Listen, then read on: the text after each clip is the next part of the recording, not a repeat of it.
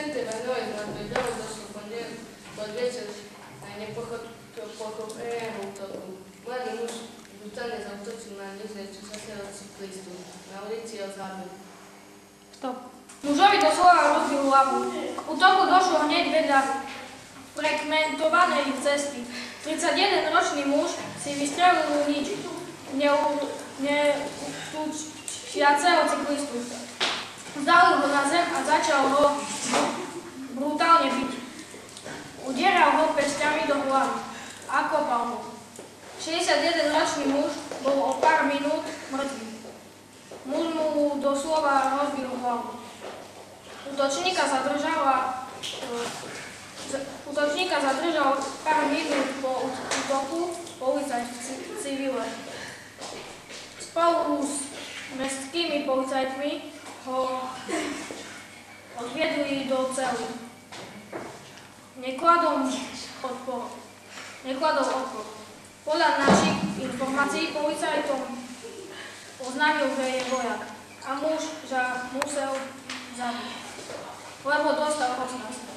Útokník mal podľa našich zistení v minulosti problémy s drogami. Bánov je Andrej Mošinský, Školská TV. Pyramídy pod ňou. V Egypte nás nežilo po vyše 100 rokov. Obyvateľia na rede zaskočila piatok diaľka snehu. Tomu už v egyptskej metropole nevideli roky. V celej krajine je posledné dni mimoriadne chladno a daždivo. Niekoľko centimetrová vrstva snehu pokryla nielen Kahiru, ale aj časti Alexandrie a Sinajského poloostrova. Prvý raz za posledné 10 ročí. Evakuovali 1500 ľudí. Prístav v Alexandrii museli pre zlé počasie uzavrieť už pred 3 dňami. Jemnú snehovú pokrývku bolo dokonca vidieť na pobreží Stredozemného mora v okolí mesta Ras al-Bar. Výčiny počasia stúžujú tento víkend celý Blízky východ. Zriedkavá snehová búrka, ktorá zasiahla Jeruzalém, paralizovala mesto. Snehová prikrývka dosiahla až 37 cm a u viaznutých aut cez noc evakuovali okolo 1500 ľudí. Starosta Nir Barka na pomoc dokonca povolal armádu. Úrady zriadili 3 záchranné centrá a zdravotníci pre symptómy súvisiace s podchladením ošetrili 350 ľudí. Aleksandrovi Juraj Podák, Školská TV.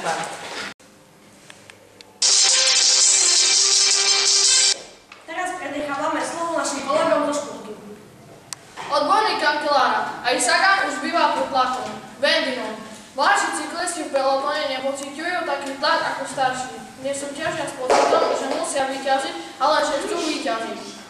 A je to prípad aj Petra Sagana. Tvrdí to strelaný švajčiarsky borec Fabian Cancellara, pre ktorého bol Sagan v roku 2013 najväčším vyzývateľom v jarnej časti sezóny na klasických pretekoch v Belgicku, Holandsku, Francúzsku a Taliansku. Morgenstern skončil po škaredom páde v nemocnici.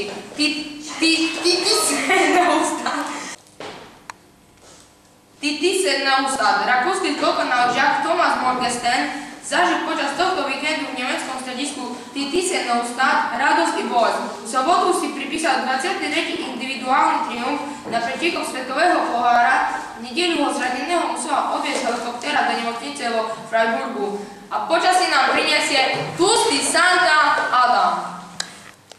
Vítajte u počasia. Ako môžete vidieť, vylepila som si tak krásnu bradu, čo som mal, ale tak no. Ježiš, Santa, tu ti čo stalo? Jaj. No vidíte? Pán Santa, prináďa mi dáček. Vy sa ti páči, keď Ďakujem, vy ste takí milí. Dovidenia. Moja práca je veľmi ťažká a teraz som pomohol mojim kamarátom, deťom, dostali už počasie. Takže pondelok bude polooblačno, prestávkami slnka 1 až -1 stupňa. Utorok bude oblačno, bude snežiť 0, večer -2 stupne. Stredu bude snežiť, mrholiť, -2 a večer až -5 stupňov. Takže takto to bude. V štvrtok bude tiež polooblačno, 0 stupňov až -3 stupňov. V piatok bude sneženie s občasnými náznakmi slnka, cez deň -2 stupne a večer -4 stupne. Ďakujem za vašu pozornosť a toto bolo od mňa všetko.